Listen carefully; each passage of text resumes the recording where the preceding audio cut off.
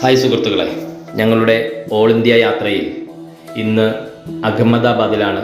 ഞങ്ങളുടെ കൂടെയുള്ള ബാബു കൊള്ളന്നൂരിൻ്റെ ജ്യേഷ്ഠ സഹോദരൻ തിമത്തി കൊള്ളന്നൂരാണ് ഈ വണ്ടി ഓടിക്കുന്നത്. അദ്ദേഹത്തിൻ്റെ വണ്ടിയിൽ ഇന്ന് അഹമ്മദാബാദ് എല്ലാ ഭാഗങ്ങളും കാണിച്ചു തരാമെന്ന് പറഞ്ഞ് ഞങ്ങൾ അദ്ദേഹത്തിൻ്റെ വീട്ടിൽ നിന്ന് യാത്ര തിരിക്കുകയാണ്. നേരെ പോകേണ്ടത് ഗാന്ധിജിയുടെ ആശ്രമത്തിലേക്കാണ്. ഇതാണ് ഗാന്ധിജിയുടെ ആശ്രമം.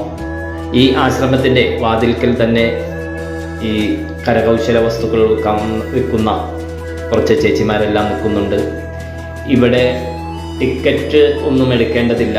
വണ്ടി ഞങ്ങൾ പാർക്ക് ചെയ്ത് ഗാന്ധി ആശ്രമം കാണാനുള്ള യാത്രയിലാണ്. മഹാത്മാഗാന്ധിജിയുടെ സബർമതി ആശ്രമം അഹമ്മദാബാദ് സിറ്റിക്ക് നടുവിൽ തന്നെയാണ്. ഈ സബർമതി ആശ്രമം ഈ ഗുജറാത്തിലെ തന്നെ അഹമ്മദാബാദിലെ സബർമതി നദിയുടെ തീരത്തായി സ്ഥിതി ചെയ്യുന്നു. അദ്ദേഹം ജയിലിലോ അല്ലെങ്കിൽ ഇന്ത്യയിലുടനീളം സഞ്ചരിക്കുകയോ ചെയ്യുന്ന സമയത്തല്ലാത്ത സമയങ്ങളിലെല്ലാം തന്നെ ഗാന്ധിജി ഈ ആശ്രമത്തിലായിരുന്നു താമസം. ഭാര്യ കസ്തൂർബ ഗാന്ധിയും അദ്ദേഹത്തിൻ്റെ ഉറ്റ അനുയായികളും ഒപ്പം ഇവിടെയായിരുന്നു താമസം. ഇതാണ് ഞാൻ വന്ന ഞങ്ങളൊപ്പമുള്ള സുഹൃത്തുക്കൾ. ഈ ഞങ്ങളുടെ സംസാരിക്കുന്ന ചേട്ടനാണ് തിമോത്തി ചേട്ടൻ. ഈ കാണുന്നതാണ് സബർമതി ആശ്രമവും പരിസരവും.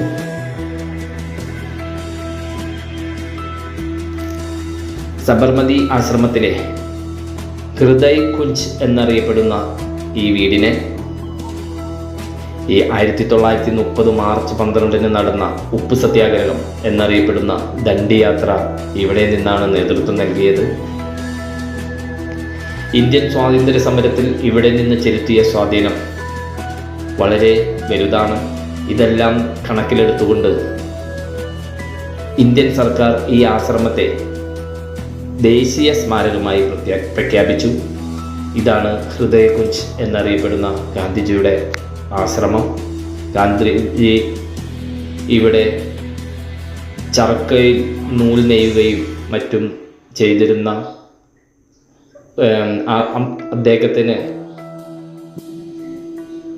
അനുയായികൾക്കും എല്ലാം തന്നെ ഭക്ഷണ വിഭവങ്ങൾ, പച്ചക്കറികൾ, കന്നുകാലി വളർത്തൽ എല്ലാം തന്നെ ചെയ്തിരുന്ന ആശ്രമവും ഈ പരിസരവും ഇത് എല്ലാം തന്നെ അതുപോലെ തന്നെ നിലനിർത്തിയിട്ടുണ്ട്.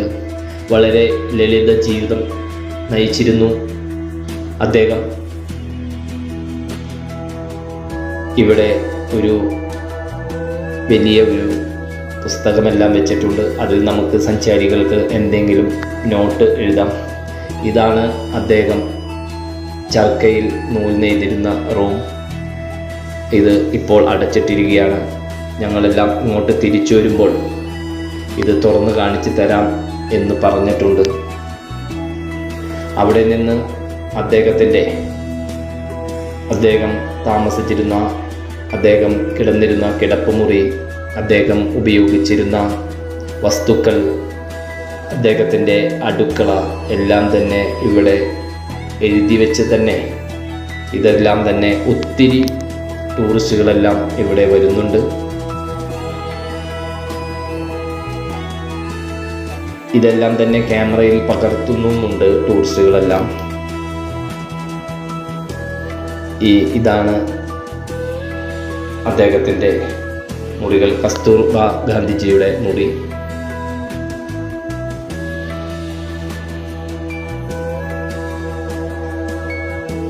ഒരു 4 കെട്ട് ആകൃതിയിലുള്ള ഒരു കൊച്ചു വീടാണിത്. നല്ല സ്ഥല സൗകര്യവും ധാരാളം വെളിച്ചം കിട്ടാനും കാറ്റ് കിടക്കാനും ധാരാളം ജനലുകളുമെല്ലാമുള്ള ഒരു മുറിയാണ്. ഇതാണ് അവരുപയോഗിച്ചിരുന്ന അന്നത്തെ അടുക്കള. അതെല്ലാം തന്നെ അവിടെ എഴുതി വെച്ചിട്ടുണ്ട്. അടുക്കളയിൽ ഉപയോഗിച്ചിരുന്ന വസ്തുക്കളെല്ലാം തന്നെ ഈ അലമാരയിൽ ചില്ലിട്ട് സൂക്ഷിച്ചിട്ടുമുണ്ട്.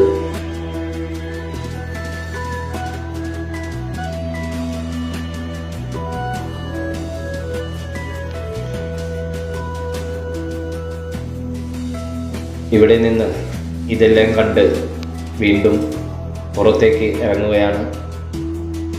എല്ലാ ദിവസവും ഇവിടെ ധാരാളം ടൂറിസ്റ്റുകൾ സന്ദർശനത്തിന് എത്തുകയും ഇതെല്ലാം പഠിക്കുകയും കണ്ടു മനസ്സിലാക്കുകയും ചെയ്യുന്ന ധാരാളം ടൂറിസ്റ്റുകളുണ്ട്. ഇതാണ് ഞങ്ങളുടെ ഒപ്പം വന്ന സുഹൃത്തുക്കൾ. അവിടെ നിന്ന് വീണ്ടും പുറത്തിറങ്ങി അദ്ദേഹം കൂടുതൽ ചർക്കയിൽ നൂൽ ചെയ്തിരുന്ന ആ റൂമിലേക്കാണ് ഞങ്ങൾ അടുത്തത് പോയത്. ഇവിടെയും ആ റൂം ഇപ്പോൾ തുറന്നിട്ടുണ്ട്. ഇവിടെയും ടൂറിസ്റ്റുകളെല്ലാം തന്നെ അത് ക്യാമറയിൽ പകർത്തുന്നുണ്ട്. അദ്ദേഹം ഈ ഇരിപ്പിടത്തുമേ ഇവിടെ ഇരുന്നാണ് ഗാന്ധിജി നൂൽ ഈ ചർക്കയിൽ നെയ്തിരുന്നത്. അവിടെ നിന്ന് സബർമതി ആശ്രമത്തിൻ്റെ ഈ സബർമതി പുഴയുടെ തീരത്തൂടെ, ഈ നദിയുടെ തീരത്തൂടെയെല്ലാം പടവുകളൊക്കെ ഉണ്ടാക്കി അവിടെയെല്ലാം തന്നെ നല്ല രീതിയിൽ സ്റ്റെപ്പുകളെല്ലാം മനോഹരമാക്കി ടൈലൊക്കെ പാകി സെറ്റ് ചെയ്തിട്ടുണ്ട്. അപ്പുറം ഭാഗം അഹമ്മദാബാദിൻ്റെ പഴയ സിറ്റിയാണ് ആ നദിയുടെ അപ്പുറത്തെ ഭാഗം. ഇനി അദ്ദേഹത്തിൻ്റെ അനുയായികളെയുമെല്ലാം ചർക്കയിൽ നൂൽ നെയ്തിരുന്ന ഈ വീടുകൾ, ഇതുപോലെ തന്നെയുള്ള വീടുകളിലും അവർ താമസിച്ചിരുന്ന സ്ഥലങ്ങളുമെല്ലാം തന്നെ കാണാൻ പോവുകയാണ്.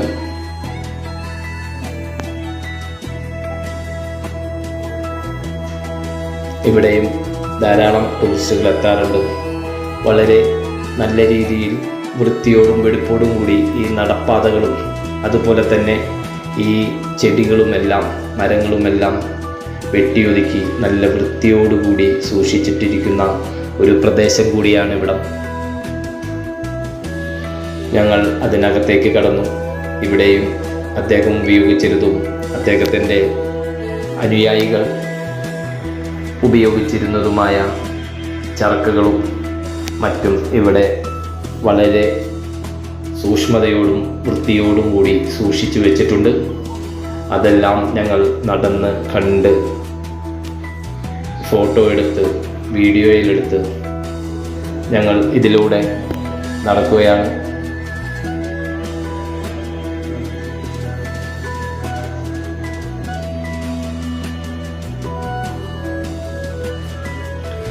ഈ ഉപ്പു സത്യാഗ്രഹത്തിന് ശേഷം ഇത് ബ്രിട്ടീഷ് സർക്കാർ ഗാന്ധിജിയെയും അനുയായികളെയും തടവിലാക്കുകയും ഈ ആശ്രമം പിടിച്ചെടുക്കുകയും ചെയ്തു എന്ന് ചരിത്രം രേഖപ്പെടുത്തുന്നു. 1900 മാർച്ച് 12 ദണ്ഡിയാത്രയ്ക്ക് ശേഷം ഗാന്ധിജി ഈ ആശ്രമത്തിലേക്ക് പിന്നെ മരിക്കുന്നതുവരെ തിരിച്ചു വന്നില്ല. ബ്രിട്ടീഷുകാർ ആശ്രമം പിടിച്ചെടുത്തതിൻ്റെ ആ ഒരു ദേഷ്യത്തിലായിരുന്നു അദ്ദേഹം ഇവിടേക്ക് പിന്നെ താമസത്തിന് എത്തിയില്ല. ഇവിടെ എല്ലാ ദിവസവും രാവിലെ 10 മുതൽ വൈകിട്ട് 6 വരെ സന്ദർശന സമയമുണ്ട്. വർഷത്തിൽ എല്ലാ ദിവസവും തന്നെ ആശ്രമം തുറന്നിരിക്കും. ഇവിടെ മുടക്കൊന്നുമില്ല. ഇതെല്ലാം തന്നെ പഴയ രീതിയിൽ അങ്ങനെ തന്നെ സൂക്ഷിച്ചിട്ടുണ്ട്. പിന്നെ ഈ അഹമ്മദാബാദ് സിറ്റിക്കടുത്ത് ഇതെല്ലാം കണ്ട് പുറത്തിറങ്ങിയാൽ നമ്മൾ വരുന്ന ടൂറിസ്റ്റുകൾക്ക് ഇവിടെ അടുത്ത് തന്നെ 1848 പണി കഴിപ്പിച്ച 15ാമത്തെ ജൈന തീർത്ഥശങ്കരനായ ശ്രീ ധർമ്മനാഥയുടെ പേരിൽ അറിയപ്പെടുന്ന ഒരു അമ്പലമുണ്ട്. അതും നമുക്ക് കാണാവുന്നതാണ്. ഇതെല്ലാം തന്നെ ഈ ആശ്രമം സന്ദർശിച്ച VVIPകളുടെ ഫോട്ടോകളാണ്. അന്ന് കാലത്തുള്ള VVIPകളുടെ ഫോട്ടോസുകളാണ്. അതിൻ്റെ അടിയിൽ പേരും എഴുതി വെച്ചിട്ടുണ്ട്, ശങ്കർ ദയാൽ ശർമ്മ. അതുപോലെ തന്നെ വിദേശ രാജ്യങ്ങളിൽ നിന്ന് വന്ന് എത്തിയിട്ടുള്ള വിശിഷ്ടാതിഥികൾ. അങ്ങനെ ധാരാളം പേർ ഇവിടെ എത്തും. അതിനടിയിൽ തന്നെ പേരുകളെല്ലാം തന്നെയുണ്ട്. ഇത് സുനിത വില്യംസ്, അതുപോലെ തന്നെ ക്രിക്കറ്റ് ടീം, പിന്നെ എല്ലാവരുടെയും ബിൽ ക്ലിൻ്റൺ, IK ഗുജറാൾ, അങ്ങനെ തന്നെ അമിതാഭ് ബച്ചൻ, അങ്ങനെ അതിൻ്റെ താഴെ എല്ലാവരുടെയും പേരെഴുതി മൻമോഹൻ സിംഗ്, അതുപോലെ വിദേശ രാഷ്ട്രങ്ങളുടെ തലവന്മാർ, ഇന്ത്യയുടെ പ്രധാനമന്ത്രി നരേന്ദ്രമോദി, ചൈനീസ് പ്രധാനമന്ത്രി, അങ്ങനെ വിദേശ രാജ്യങ്ങളിൽ നിന്നെല്ലാം വന്നിരിക്കുന്ന ഇവിടെ വന്ന് ഈ ബുക്കിൽ കുറിപ്പ് എഴുതി വെച്ച് പോയിട്ടിരിക്കുന്ന ആ ചിത്രങ്ങളാണ് ഇവിടെയെല്ലാം ചുമരിൽ വെച്ചിരിക്കുന്നത്. അതുപോലെ തന്നെ വിഖ്യാത കവികളുടെയും ഫോട്ടോകൾ വെച്ചിട്ടുണ്ട്. ഇത് ഗാന്ധിജിയുടെ പേര് എല്ലാ ഭാഷയിലും എഴുതി വെച്ചിട്ടാണ്. മലയാളത്തിലുമുണ്ട്. മോത്തിലാൽ കരംചന്ദ് ഗാന്ധി എന്നുള്ളതിൻ്റെ ഷോർട്ടായിട്ടാണ് മലയാളത്തിൽ എഴുതി വച്ചിരിക്കുന്നത്. ഇങ്ങനെയെല്ലാം തന്നെ ഈ ആശ്രമത്തിൽ വൃത്തിയോടും വെടിപ്പോടും കൂടി നമുക്ക് ടൂറിസ്റ്റുകൾക്ക് അല്ലെങ്കിൽ ഗാന്ധിജിയെ പറ്റി പഠിക്കാൻ വരുന്ന വിദ്യാർത്ഥികൾക്കെല്ലാം തന്നെയുള്ള ഒത്തിരി കാര്യങ്ങളെല്ലാം ഇവിടെ പ്രദർശിപ്പിച്ചിട്ടുണ്ട്. ഈ സബർമതി ആശ്രമത്തിൽ ഇത് നല്ല വലിയ ഇടനാഴിയോടുകൂടി ഉള്ള ഒരു ബിൽഡിംഗാണ്. ഇതിന് പുറത്ത് നല്ല പുൽത്തകിടി ഒക്കെ വെച്ചിട്ട് വളരെ മനോഹരമായി അണിയിച്ചൊരുക്കിയിരിക്കുന്ന എന്നാൽ വളരെ സിമ്പിളായി അണിയിച്ചൊരുക്കിയിരിക്കുന്ന, വൃത്തിയോടുകൂടി അണിയിച്ചൊരുക്കിയിരിക്കുന്ന ഒരു പ്രദേശം കൂടിയാണ്. ഗാന്ധിജി എഴുതിയ ലെറ്ററുകൾ എല്ലാം തന്നെ ഇവിടെ സൂക്ഷിച്ചു വെച്ചിട്ടുണ്ട്. ഇതെല്ലാം തന്നെ അതിൻ്റെ ഫോട്ടോ കോപ്പികളാണ്, ഒറിജിനൽ അല്ല ചിലതെല്ലാം. പിന്നെ അദ്ദേഹം പങ്കെടുത്ത ഓരോ സ്വാതന്ത്ര്യ സമരത്തിൽ പങ്കെടുത്ത പല കാര്യങ്ങളുടെയും ഇത് ദണ്ഡിയാത്ര അങ്ങനെയുള്ളതിൻ്റെ എല്ലാം രേഖാചിത്രങ്ങൾ ഇവിടെ തന്നെ വെച്ചിട്ടുണ്ട്. പല സൈസിലുള്ള ചിത്രങ്ങൾ, അദ്ദേഹം പങ്കെടുത്ത സ്വാതന്ത്ര്യ സമരത്തിൽ പങ്കെടുത്ത ചിത്രങ്ങളെല്ലാം ആലേഖനം ചെയ്ത് വെച്ചിരിക്കുന്ന ഒരു ആർട്ട് ഗാലറിയാണിത്. ഇതെല്ലാം കണ്ട് ഞങ്ങൾ ഇതിലൂടെ നടന്ന് ഇവിടെ ഒത്തിരി നേരം നമുക്ക് വിശ്രമിക്കാനുള്ള സ്ഥലമുണ്ട്. ഈ മരത്തിൻ്റെ ചോട്ടിലെല്ലാം നമുക്ക് വിശ്രമിച്ച് ഇവിടെ നിന്ന് പോകാം. വളരെ കാം ആൻഡ് ക്വയറ്റ് ആയിട്ടുള്ള ഒരു പ്രദേശമാണ് അഹമ്മദാബാദ്. ഗുജറാത്തിൻ്റെ തലസ്ഥാനമായ അഹമ്മദാബാദിലെത്തുന്ന എല്ലാ ടൂറിസ്റ്റുകൾക്കും ഈ ആശ്രമം സന്ദർശിച്ചേ പോകാവൂ എന്നാണ് എനിക്ക് പറയാനുള്ളത്. ഇവിടെ അഹമ്മദാബാദ് സിറ്റിക്ക് അടുത്ത് തന്നെ കുറച്ച് പ്രധാനപ്പെട്ട സ്ഥലങ്ങളെല്ലാം നമുക്ക് കാണാൻ പറ്റുന്ന പുരാതന ക്ഷേത്രങ്ങളും മറ്റുമുണ്ട്. ഇവിടെ 1848 15ാമത്തെ ജൈന തീർത്ഥശങ്കരനായ ശ്രീ ധർമ്മനാഥയുടെ പേരിൽ അറിയപ്പെടുന്ന ഒരു അമ്പലമുണ്ട്. അതുപോലെ തന്നെ 1423 പണി കഴിപ്പിച്ച അഹമ്മദ് ഷാ പണി കഴിപ്പിച്ച ജുമാ മസ്ജിദുണ്ട്, അതും കാണേണ്ടതാണ്. അതുപോലെ 1822 നിർമ്മിച്ച ശ്രീ സ്വാമിനാരായൺ മന്ദിറുണ്ട്.